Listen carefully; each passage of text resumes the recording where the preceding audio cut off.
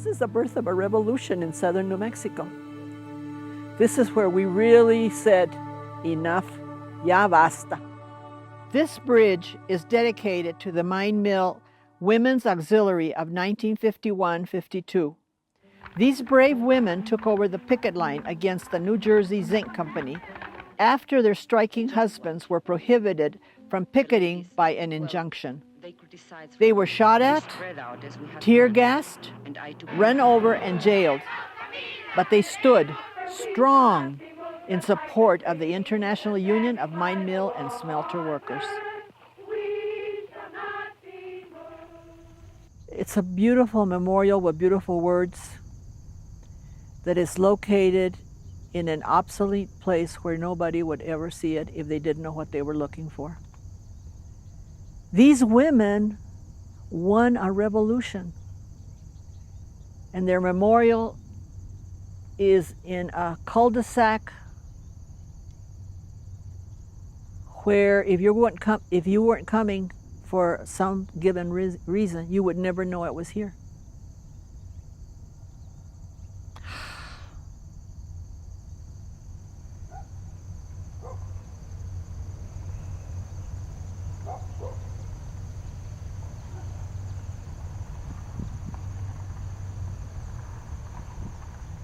We lived in a non-company town. This is a company town, and Santa Rita was a company town. And so we lived in a non-company town, and there were like maybe 4 or 5 white families in the area. And some of those white men did work here. So my dad would get in the car with 3 white men, come to work, and then they'd go in the white door and my dad would go in the Mexican door. And Mexicans were just, they were never hired above labor. And I guess in those days, even a laborer made fairly good money, but, not, if you were a white laborer, and they did have white laborers, the white laborers would make 2 or 3 cents more than the Mexicans. And if they complained, the company would tell them, well, what are you complaining? You're making more than the Mexicans. And so it kept them in line. And so at that time, too, there were a lot of small unions. So it was like a little union here, a little union in Santa Rita, a little union at this mine, because as we drive around, you'll notice that this is a really rich area. There's a lot of little mines everywhere. And so a lot of the little mines would have one union, but the union leader was always approved by the company and always white. It wasn't until all of the unions were amalgamated to Mine Mill and Smelter Workers that Mexicans were able to get some power in terms of their salaries, in terms of benefits, in terms of, everything. So.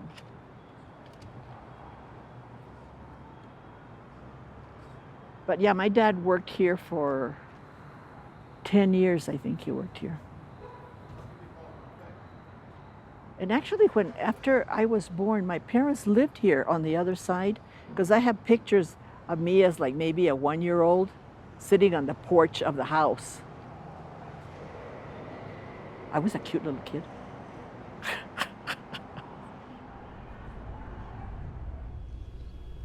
I'd like for us to drive around so you can see the difference between, even now, a lot of the houses, because they're now privately owned, have been rehabbed and remodeled and stuff like that.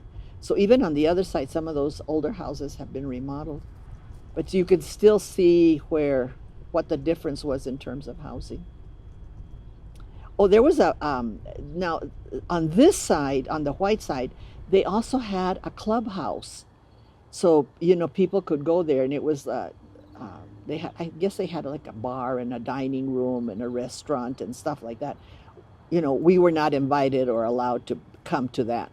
But there was a swimming pool, and on Thursday nights, the school system had a bus that went around the mining area, which would be Bayard, Central, maybe Fort Bayard, and that part of Santa Rita. They'd go around and they'd collect the kids. You could get on the bus for free, and they'd bring you to the swimming pool over here on this side on Thursday night only. And guess what they did the next day? They cleaned the pool. Well, this tunnel was an opportunity for Mexican families who lived in segregated situation. And if you look behind the tunnel or to the side, you'll see a track. That track is what divided the communities. On the north side of that track, you had the Mexican families. On the south side of the train track, you had the white families. But all of the business community was on the white side. So it was a way for people to access the business part of Hurley. And so, for us as kids, we didn't realize what that meant. So we used to play in the tunnel and run back and forth and yell and scream because inside the tunnel, there'd be a lot of noise. But it was a way for the workers, the Mexican workers, to access business on this side of the tracks.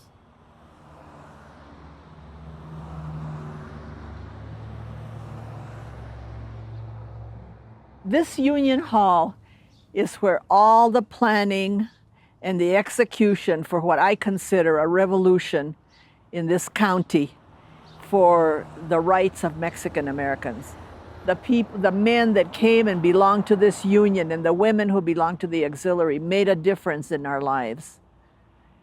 And I will be forever grateful. And actually, a lot of my activism really is because I recognize that I stand on the shoulders of these people that took incredible, incredible chances and created a difference.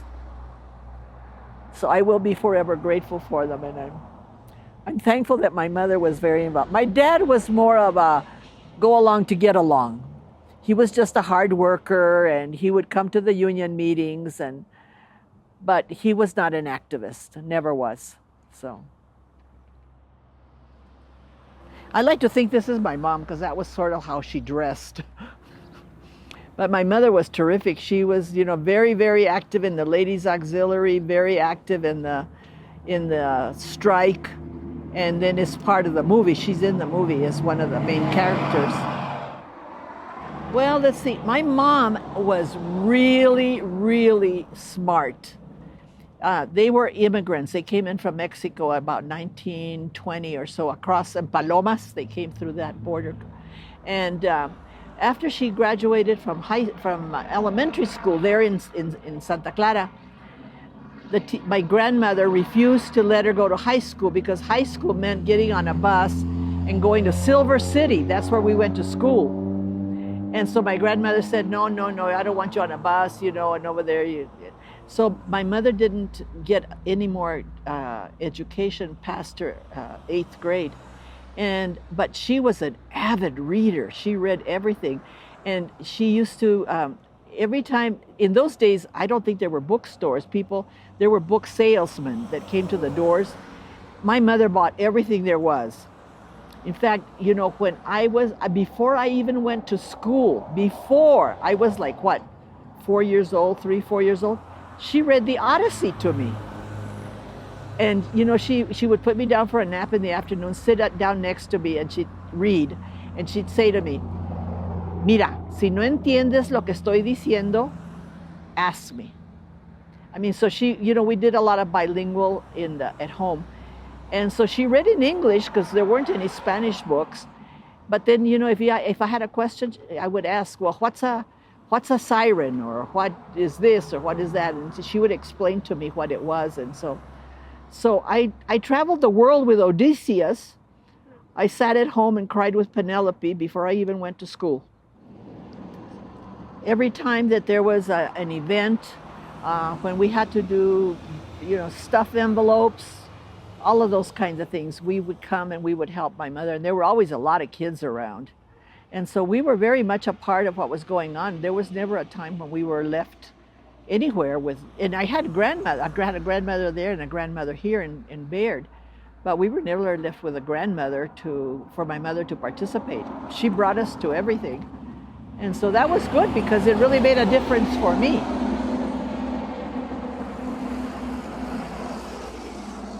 Ordinary people organized and took risks and challenged the system and would not give up. Those are my people.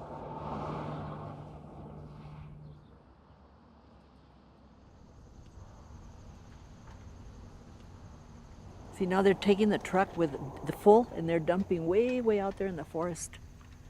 Because acá está lleno.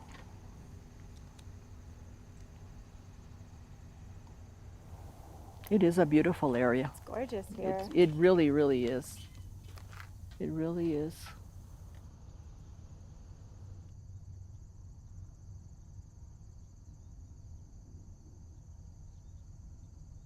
You know, I have two feelings. One is deep sadness for the lives of men that were left here. My aunt was engaged to a man that was working here, and he was electrocuted. And that was really hard on the family. You know, he was a really good man, and she expected to be married to him, and he was electrocuted here. And then there was, you know, the other accident that really precipitated the strike. So, you know, good Chicanos that were good workers, hard workers, left their life here. On the other hand, it was also a place, this is the birth of a revolution in southern New Mexico. This is where we really said, enough, ya basta. And, you know, we need to stand up and fight for our rights. We're not garbage, and we're not to be played with. And so there's also very good memories of solidarity. And I think there's a lot of things that I learned from my mother about her activism. But one of the things that has really been a strong, strong value for me is a value I learned about on the picket line. And that was that, you know, if you work together for a common goal, there is nothing that you can't accomplish. And this strike was won by women, by Chicanas that are stereotyped as being, you know, only to be at home and not to be involved. These were women that said, this is our future too.